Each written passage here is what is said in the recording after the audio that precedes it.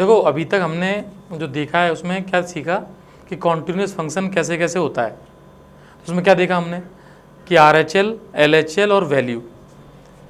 एक बात ध्यान से समझना, कॉन्टिन्यूटी के लिए जो मेन काम था कि RHL निकालना, LHL निकालना और उस पॉइंट पर उसकी वैल्यू, ये तीनों बराबर होते तब बोलते हैं फंक्शन हम कॉन्टिन्यूस है। फंक्शन डिसकॉन्टिन्यूस होना भी इस बात पर डिपेंड करेगा कि तुम्हें कॉन्टिन्यूटी पता है। अब जैसे मान लो मुझे डिसकॉन्टिन्यूस करना है तो मैं इन दोनों को नॉट इक्वल कर देता हूं, हो गया डिसकॉन्टिन्यूस।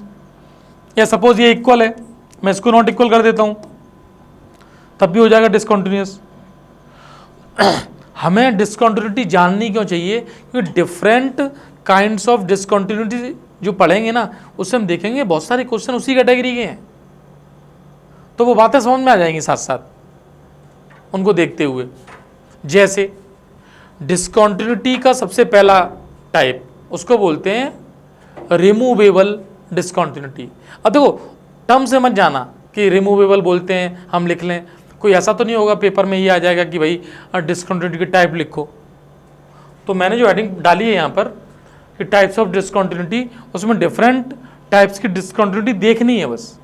जैसे पहली बात हम करते हैं कि सपोज RHL और LHL ये तो इक्वल हैं, एग्जाम्पल बना लेंगे कोई भी, लेकिन इसकी वैल्यू इक्वल नहीं है। अब तुम कहोगे कैसा टाइप है ये?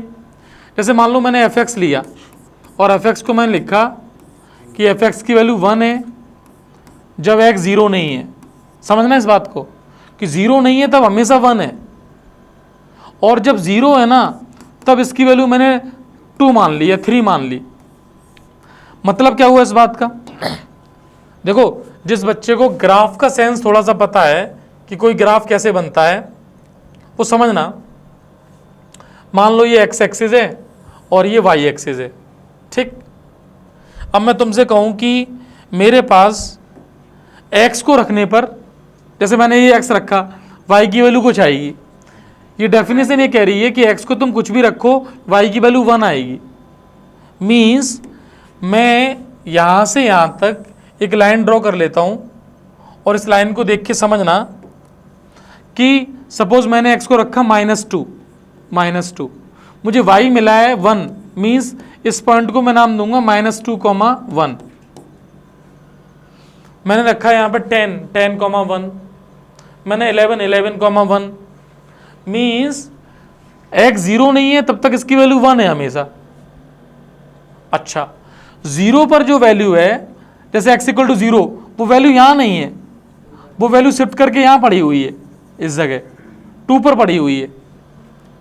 तो आप यार ग्राफ को ध्यान से देखें और समझें कि भैया ये तो हर जगह कॉन्टिन्यूस है, बस x = 0 पर इसको दिक्कत हो रही है, 0 पर वैल्यू यहाँ ना हो के यहाँ पहुँच गई है। और जैसे हमने एक डेफिनेशन बताई थी कि अपना पेन, यदि हम ग्राफ बनाते समय पेन को उठा लें तो उस जगह वो डिसकॉन्टिन्यूस है। और बेटा इसको इन्होंने क्यों बोला है रिमूवेबल डिसकॉन्टिन्यूटी, कि इसको मैं थोड़ा सा चेंज करूंगा, मैं इतना सही कि 2 की जगह 1 लिख दूं तो ये ग्राफ या फंक्शन कॉन्टिन्यूस हो जाएगा। तो मुझे एक बात बताओ, एक छोटी सी बात, कि RHL LHL बराबर है, वैल्यू बराबर नहीं है, तो ये डिसकॉन्टिन्यूटी समझ में आ गई, एक टाइप समझ में आ गया, ठीक है। तो ये दोनों बराबर हैं, is not equal to the value at that point, इसको क्या बोलेंगे? रिमूवेबल। या बोलो मत, इसको याद तो रखो अपने हिसाब से, ये वाली है। अच्छा, अब ऐसा केस बन जाए कि RHL LHL ही बराबर ना हो। जैसे मान लो सेकंड ले लेते हैं, जब RHL और LHL बराबर नहीं है, ऐसे बहुत सारे एग्जाम्पल हमने देखे भी हैं इसमें RHL और LHL बराबर नहीं है, और हो सकता है वैल्यू LHL के बराबर हो या फिर RHL के बराबर हो, किसी एक के बराबर होगी। जैसे मान लो एक क्वेश्चन लिया जिसमें fx की वैल्यू गिवन है 2x + 3 when x > 0, और एक बार है 2x - 3 when x < 0। बेटा इसमें जब तुम निकालोगे RHL, तुम ध्यान से देखो, RHL लिखने के स्टेप्स को भी देख लो, मैं लिखता जा रहा हूं। जब मैं देखूंगा 0 + h पर, तो फंक्शन में यहां से देखूंगा, तो 2 टाइम्स 0 प्लस एच प्लस 3 और limit H tends to 0। H को जैसे 0 रखोगे ये 0 इंटू 2 आंसर 3 आ जाएगा, तो RHL 3 आ गई। अच्छा इक्वल मैंने यहाँ लगाया हुआ है तो वैल्यू भी यहीं से निकल जाएगी, और इक्वल देखो फर्स्ट में लगाया मैंने, तो सेकंड में नहीं होता इक्वल, हमेशा इक्वल तो कहीं भी हो सकता है। तो वैल्यू यहाँ से निकालूंगा 0 पर, तो डायरेक्ट मुझे यहाँ रखना है 2 इंटू 0 प्लस 3, तो 3 आ जाएगा। अच्छा LHL निकालेंगे, LHL तो limit h tends to 0 f 0 minus H. मेरे स्टेप के साथ साथ सीखते रहना बेटा। तो fx में इस जगह x है, वहाँ 0 माइनस एच आएगा। Limit h tends to 0 2 times 0 minus h minus 3, फिर h को 0 रखेंगे और देखेंगे तो कितना आएगा, ये -3। तो देखो ये 3 है, ये -3 है, ये दोनों ही बराबर नहीं है। हाँ वैल्यू जो RHL के बराबर है, तो ये वाली हालांकि कहलाती है टाइप फर्स्ट डिसकंटिन्यूटी ये, लेकिन तुम फिर कहो तुम्हें तो ये समझना है कि फंक्शन कैसा हो गया, डिसकंटिन्यूअस हो गया। तो बताओ पहले केस में RHL LHL बराबर थे क्या? उसमें थे, लेकिन वैल्यू बराबर नहीं थी। इसमें RHL LHL ही बराबर नहीं है, एक 3 है और एक -3 है। Got it? अब सुनो, आगे आने वाली डिसकंटिन्यूटी की जो टाइप हैं वो ज़्यादा इंपॉर्टेंट है, वो दिमाग में रखने हैं, क्योंकि ये तो कोई बच्चा बता देगा कि RHL बराबर LHL नहीं है सर। अब ऐसा हो जाए वो कैसे मिलेगा? जैसे मान लो किसी ग्राफ का नेचर ऐसा बने, जैसे सपोज तुमने x एक्सिस ले ली और y एक्सिस ले ली, मान लिया। अब मैंने ग्राफ बनाया, वो इस तरीके का बनाया, इस जगह ये पॉइंट मैंने ले लिया x इक्वल टू a, और मैंने एक काम किया यहाँ पर x इक्वल टू a पर ये एक वर्टिकल लाइन इस तरह से ड्रॉ कर दी फिलहाल समझने के लिए। ठीक, ग्राफ देखना, सपोज कोई ग्राफ इस तरीके का है और a के जस्ट यहाँ पर, यहाँ से स्टार्ट होके ये ग्राफ ऐसा बना हुआ है।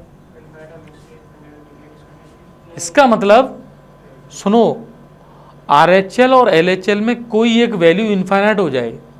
इस केस में जो LHL है वो LHL जा रहा है इनफाइनाइट की तरफ, प्लस इनफाइनाइट,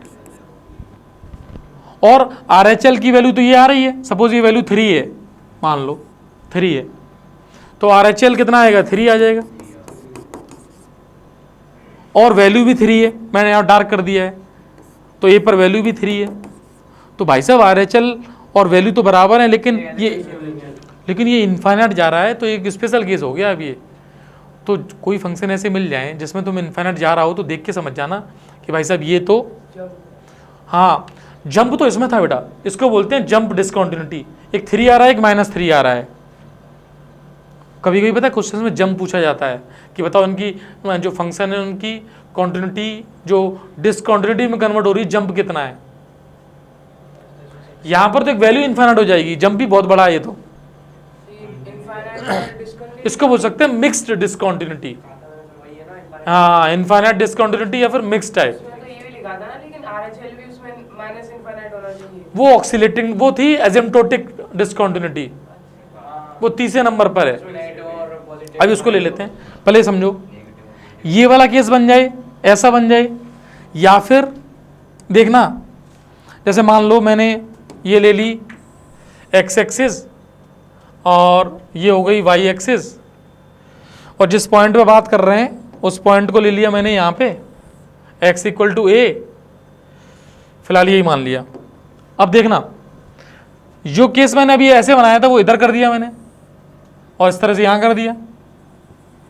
अभी ये x इक्वल टू a पर बात चल रही है, इसमें इसकी RHL इनफाइनाइट हो जाएगी, तो ये भी डिसकंटिन्यूअस है। इसका मतलब है जो हमने तीसरा टाइप समझा है उसमें तुम ऐसे समझ सकते हो, RHL या फिर LHL कोई एक इनफाइनाइट जाना चाहिए एक। बाकी जब RHL इनफाइनाइट गया ना तो इस केस में LHL फाइनाइट होगा और वैल्यू भी फाइनाइट है, तो ये कहलाती है तुम्हारी मिक्स्ड डिसकंटिन्यूटी। अब सुनो, एसिम्प्टोटिक वाली डिसकंटिन्यूटी क्या होती है, नेक्स्ट नंबर पे जो आएगी बेटा एसिम्पटोट्स जो होती हैं वो लाइंस होती हैं जो ग्राफ को या फंक्शन को इन्फिनिट पे जाके मिलते हैं।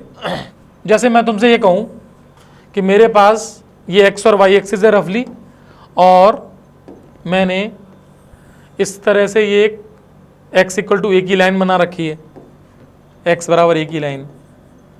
अब ग्राफ का नेचर कुछ ऐसा है, ऐसा ग्राफ है, मतलब ए के इधर जा रहा है प्लस इन्फिनिट, और ए के पीछे यानी LHL जा रही है प्लस इन्फिनिट, और RHL जा रही है माइनस इन्फिनिट, ये माइनस की तरफ जा रहा है।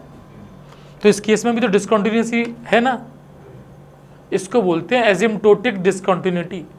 अल्टीमेटली तुम्हें एक बात समझनी है, ध्यान समझना, उसमें RHL या LHL में से कोई एक इन्फिनिट थी, इसमें दोनों ही इन्फिनिट हैं, एक प्लस इन्फिनिट है दूसरी माइनस इन्फिनिट है। देखो ऐसे क्वेश्चंस मिल जाएंगे जिसमें देख के तुम बता पाओ कि अच्छा ये तो डिसकंटिन्यूअस है, ये पता चल रहा है इसकी वैल्यू तो इन्फिनिट जा रही है। अभी ले लेंगे उसका एग्जांपल, तुम चाहो तो, जैसे चाहो तो एक एग्जांपल लिख ही लो, लिखो जरा, इस पे एक एग्जांपल ले लेते हैं। देखो fx इज इक्वल टू, यहां ले लें, देखो fx is equal to greatest integer x minus 1 upon x minus 1 है, सपोज ये ले लिया मैंने, और ये तब है जब x की वैल्यू 1 नहीं है, x की वैल्यू क्या नहीं है, 1 नहीं है, और जब x की वैल्यू 1 है ना तो मान लो इसकी वैल्यू माइनस 1 है, ये फंक्शन है, लेट कर लिया है, इस क्वेश्चन को देखते हैं। अच्छा अब बताओ, हम RHL देखेंगे, अच्छा वो फंक्शन GIF है, ये याद रखना, ये ग्रेटेस्ट इंटीजर फंक्शन है। अब बेटा समझ के बात सुनना ध्यान से, RHL में क्या होता है, limit h tends to 0 f1 plus h। अब मैं x की जगह 1 प्लस h रखूँगा, तो वहाँ मैंने रख दिया 1 प्लस h, और उसका क्या GIF माइनस 1 अपॉन नीचे 1 प्लस h माइनस 1। मुझे कोई बताएगा 1 प्लस h का GIF कितना होगा, 1। तो बेटा ये हो गया 1 माइनस 1 अपॉन h। अब सुनो, यहाँ इतनी खतरनाक बात है कि लिमिट h टेंस टू 0, ये हर एक स्टेप पे लिखना चाहिए, और ये बचा 0 अपॉन h। पता इसकी वैल्यू कितनी आएगी, सुनो सुनो, h तो 0 की तरफ जा रहा है बस, उससे पहले ऊपर 0 हो गया, इसकी वैल्यू फाइनाइट आएगी, 0 आएगी। अब सुनो LHL निकालते हैं, LHL limit h tends to 0 f1 minus h। अब उसको ध्यान से देखना, ऊपर 1 माइनस h का GIF minus 1 upon 1 minus h minus 1। 1 minus h का GIF कितना होगा, 1 से 0, तो 1 से छोटी वैल्यू का 0 हो गया, 0 माइनस 1 अपॉन माइनस h। देखते रहना, लिमिट h की कहाँ है, 0, तो भाई साहब ये बचा 1 अपॉन h, और लिमिट h कहाँ आ रही है, 0, तो ये आंसर आएगा इनफाइनाइट। तो देखो ये लिमिट, इसकी वैल्यू आ गई थी, कुछ आ गई वैल्यू, यानी RHL है, वैल्यू भी है, लेकिन LHL इनफाइनाइट है। तो इतना देखती तो समझ में आ जाएगा कि भाई साहब ये डिसकंटिन्यूअस है। हाँ, तो एक वैल्यू कोई भी इनफाइनाइट होने पर फंक्शन कैसा हो गया, डिसकंटिन्यूअस। अब सुनो, सबसे इंपॉर्टेंट बात ले ले रहे हैं, इसको बोलते हैं oscillating type of discontinuity.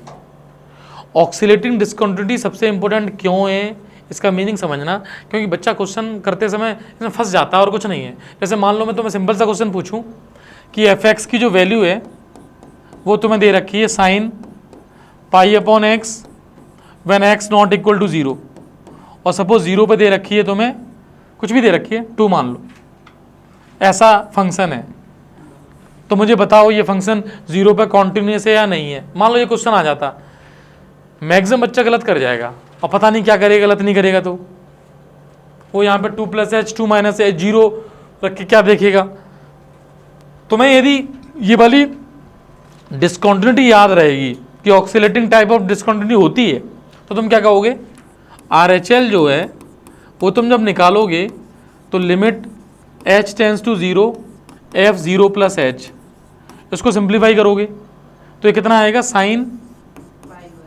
Pi upon h ये आएगा, और लिमिट h टेंस टू 0। और तुम्हें बस रीजन ये देना है कि सर इसकी वैल्यू है ना -1 और 1 के बीच में ऑक्सीलेटिंग वैल्यू है, ये फिक्स वैल्यू नहीं है, इसका मतलब RHL निकल नहीं पा रहा है, LHL निकल नहीं पाएगा।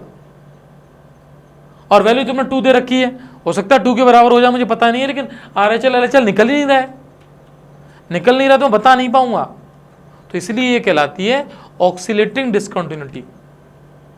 और बेटा इतनी डिस्कंटिन्यूटी वाले पॉइंट्स दिमाग में रखे ना तो कुछ क्वेश्चंस कॉन्टिन्यूटी के तुमसे सॉल्व होने लगेंगे। तो फिलहाल हमने जो भी 5 टाइप सीखे उसमें सुनो, RHL LHL के बराबर नहीं था, क्लियर बात समझ में आती है। RHL LHL के बराबर है लेकिन वैल्यू बराबर नहीं है, बात समझ में आती है। एक कोई इनफाइनाइट है, समझ में आ गया, दोनों इनफाइनाइट है, एजिम्पटोट समझ में आ गया, और 5वें नंबर पे ऑक्सीलेटिंग टाइप है, ये हो गया। इतनी बातें दिमाग में फिट रखनी है, बस हो जाएंगी। अब सुनो, इन बातों के साथ साथ हमें कुछ कॉन्टिन्यूटी के रूल्स हैं वो समझ में आ जाए। उन रूल्स में क्या है, जैसे ये सारे टाइप्स मैंने बना के इसमें रख लिए थे। रिमूवेबल उसी को बोलते हैं जो बताया था, जिसमें क्या था, RHL LHL के बराबर था। आगे देख, जंप वाला कौन सा था, जब RHL 3 आया था और वो -3 आ गया था तो उसको बोलते थे जंप डिस्कंटिन्यूटी। फिर देखो इनफाइनाइट और मिक्स डिस्कंटिन्यूटी हो गई वो वाली, एक इनफाइनाइट होता है। फिर नेक्स्ट क्या थी, एसिम्प्टोटिक डिस्कंटिन्यूटी, एक इनफाइनाइट एक माइनस इनफाइनाइट। फिर कौन सी आ गई, नेक्स्ट देखो ऑक्सीलेटिंग टाइप ऑफ डिस्कंटिन्यूटी, जो भी एग्जांपल देखा था। अब सुनो, किसी इंटरवल में यदि कॉन्टिन्यूटी देखनी हो इंटरवल में, तो हम कहां देखेंगे, जब इंटरवल में क्वांटिटी देखनी है तो उसके हर पॉइंट पे देखेंगे।